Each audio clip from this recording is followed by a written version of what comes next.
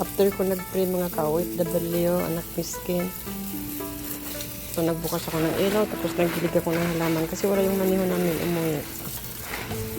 Sabi ko linisin mo na to bago umuwi. Hindi din niya nilinis to.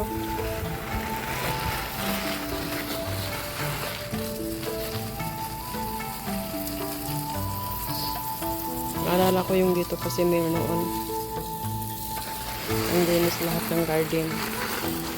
Ang linis ng bakuran. Ito yung marberes. Pangalawang beses na itong bumura, namunga. Pag sa summer, nawawala na yung dahon mo. Tapos pagpapasok yung winter yan, dahon siya muli. Tapos mamumunga na siya. Ito yung roman. Ginanin ko. Dito sa bakuran ng amo ko. Dito naman sa kabila ang didiligan ko. Tulad ng sinabi ko noon, yung talbos na to, sobrang kapal dati. Dito puro yung mga gulay, charger. Ito siya, ting. Tapos ito naman ang kapar noon. Ito rin siya, oh, ting.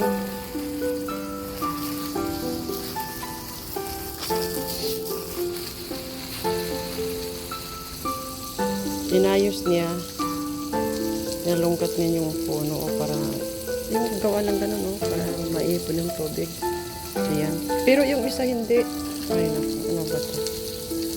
Yung dyan sa may gas na yan noon, puro charger yan. Ting! Anong picture dati?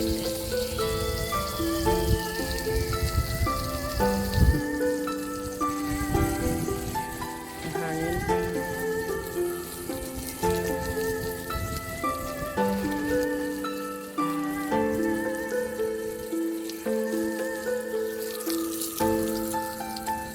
Pag umagang daming ibon dito. Kasi lahat ng tira na kanin, dito ko binubuhos para kainin nila. Dito, dyan. Kaya minsan pag binibidyo ko, marami kasi yung mga tira-tirang gulay di ko nilalagay. Pero ngayon malinis yan. May miss yung kapal dati ng talbos dito, dyan. Puro charge yan, hanggang doon. Tapos dyan may puno, dalawang orange. Lagi namumunga. Natikpan ng amo ko yung bunga maasim. Pinatanggal ba naman? Pagising ko sa umaga, wala na. Dito na yung wala ka nagtatanggal. Pinagalitan siya ng amo ko babae.